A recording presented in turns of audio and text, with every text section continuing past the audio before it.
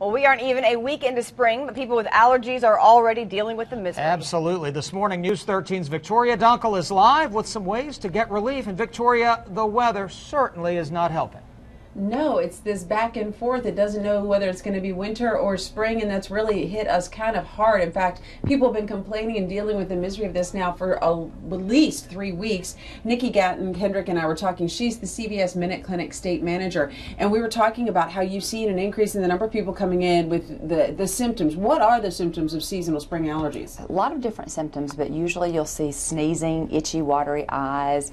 A lot of people have a runny nose, fatigue, sometimes even a low-grade fever, as we were discussing a little earlier. That was sometimes people go the cutoff, well, I don't have a fever, it's not an allergy. So what is making us sneeze? Sometimes with the allergy, what's going to make you sneeze is it's just the inflammation at the back of the nose from the pollens or from whatever it is that you are allergic to. And as a result of that inflammatory process, we can sometimes see a low-grade fever accompanying the allergy symptoms. Now let's talk about relief, because a lot of people want it. Yes. You've got some products out here if we take a look at these. So what are some of our first steps to try to get at least a little bit of a break from this? For those who know that they have seasonal allergies and that they generally suffer from them annually, one of the things I recommend is to start taking your daily allergy medication, which is Zyrtec, the Zyrtec type medications, Claritin. Start taking those around February. Go ahead and hit it early, get it started, and take it daily. For those who are having more symptomatic problems, just a couple of days of problems, doing something like diphenhydramine, a Benadryl, can be helpful. This is going to cause you to be more sleepy, though. Okay. Always using saltwater nasal spray to help clear out the back of the nose. That's where the allergens like to stick. So we'll get that going, and of course you got to have plenty of tissues. And we're also going to talk about in our next half hour how we can know whether or not the over-the-counter is the right way to go, or if we need to take it a step further and when we need to come in and see someone to maybe find out exactly what is going to be our best line of defense against these allergies. Because guess what, folks? We just started. I know the forecast calls for some cold weather tomorrow, but the warm weather will be back, knocking that pollen all over the place. Reporting live in Arden, Victoria Dunkle, News 13. Today's Health Alert is working to ease those early onset of spring allergies. News 13's Victoria Dunkle is live with some ways to get relief. Victoria, how do we know which treatment will be the best for us? You know, that's a really good question, because a lot of people think, well, I need to go and load up on the over-the-counter medicine, or maybe I'm a candidate for a shot. And so we're going to solve that problem right now. I'm going to talk to Nicki Gatton-Kendrick. She is the state practice manager for CVS Minute Clinic. And a lot of people, they just want to have the itching and the sneezing and the coughing stop. What is that that line where we know whether this is going to work or we need to move on? A lot of times I recommend to patients, if you have been taking your over-the-counter allergy medications and they're not effective after about 1 to 2 weeks, or if you start worsening sooner than that, come on into Minute Clinic. Let us evaluate you. Go into your PCP. You need to be evaluated to make sure that this is not something viral or something that may even be bacterial that needs a different treatment altogether. I was talking to someone last week who said, man, my allergies were starting, and then I found out I have a whole sinus infection. Can allergies be the first step that leads us to being susceptible for that kind of an infection? Allergies that are not treated appropriately or that you're not able to get rid of, a lot of times can lead to something like a bacterial sinus infection. If you have had symptoms for 7 to 10 days or longer, and you think that they're allergy symptoms, but again, it just doesn't get any better, you're starting to get a lot more pressure, dental pain, those are the types of things that you need to go in to have and to be evaluated. All right, let's give people what they need to know this week. Quickly, tell us, how are we looking allergy-wise? We're really not looking very good this week. Yuck, yellow. We're in the high yellow. We're in the medium to high pollen counts this week, even with the cold weather that's coming or that's here.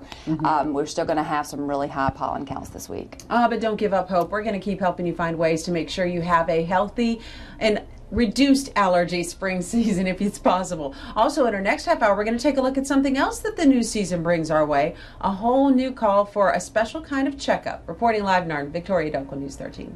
The spring sports seasons are getting started. But before your young athletes hit the fields, News 13's Victoria Dunkle is live with what you need to have to make sure they're ready, and Victoria, physicals are where to start. We're starting with the physicals because a lot of kids can't even step foot on the practice field until they have that physical signed and ready to go. So Nicki Gatton-Kendrick and I are talking about this. CVS Minute Clinic does a lot of this. So you see a lot of parents coming in and going, okay, what does this entail? So walk us through what an average physical would entail. Okay. When a parent comes in with a child, they're going to sign into our electronic kiosk outside. Most of the physical exams for sports physicals take about 30 minutes or so to complete. So make sure that you have some time.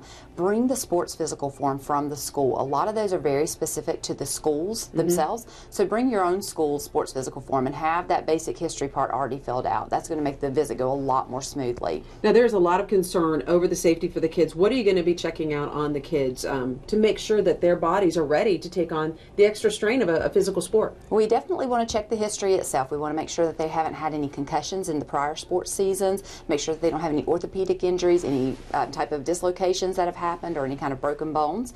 And then during the physical exam that we're going to perform, we're going to listen to their heart, check their lungs, just do a basic health history and assessment, blood pressure checks, and compare that to what they should have on their exam.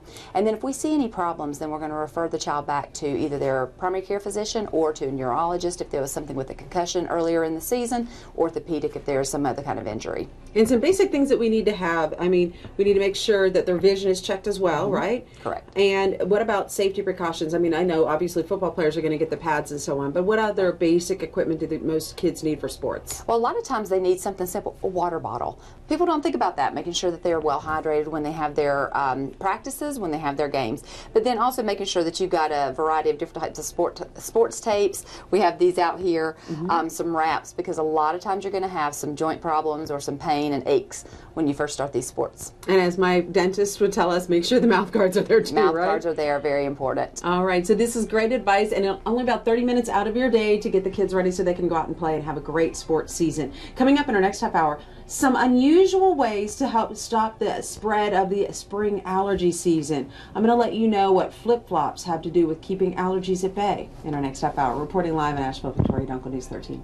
Well, the battle has begun. We are talking about the fight to keep spring allergies from making you miserable. News 13's Victoria Dunkle is live to show us how flip-flops, of all things, can help. Vic? I know, who knew, right? Well, actually, there's a little bit of logic to that. We're talking about ways that we can not only treat the allergy symptoms when they come in, but maybe prevent our access to all of that pollen and dust and everything else that makes us sniffle, sneeze, and red eyes. Nicki Gatton-Kendrick is the state manager for the Minute Clinics here at CVS. And flip-flops could actually come into play. They could actually be very handy for your allergy symptoms. One of the things to keep in mind is if you're outdoors and if you have an allergic response to pollens, you want to try to minimize tracking the pollens from outside into your home. Okay. So changing shoes or taking off your shoes when you come indoors, especially if you can leave them out in the garage, that's very, very helpful. So this would be my inside the house only shoes. Correct. Leave them in. Trade my shoes out. Okay, that's a good step. What else can we do? Launder the clothing that you're wearing outside. Go ahead and put it in your laundry and wash your clothing.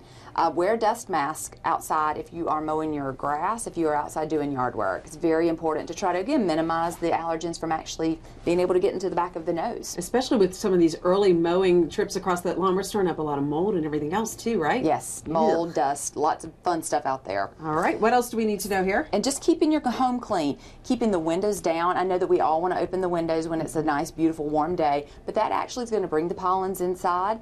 So making sure that you keep your windows down, covering your bed if you're terribly allergic, covering your bed with a piece of plastic, but then making sure that you're doing your environmental cleaning, dusting, sweeping, mopping, and keeping the inside of the house as clean as possible. And if you're feeling the allergy symptoms and you're not 100% sure exactly what's going on, the best thing to do is to see Nicki or someone else at like a Minute clinic like this or your primary care physician and really find out exactly what is making you miserable. Because there's no reason to suffer all spring long because spring is finally here. Reporting live in Victoria Dunkle, News 13.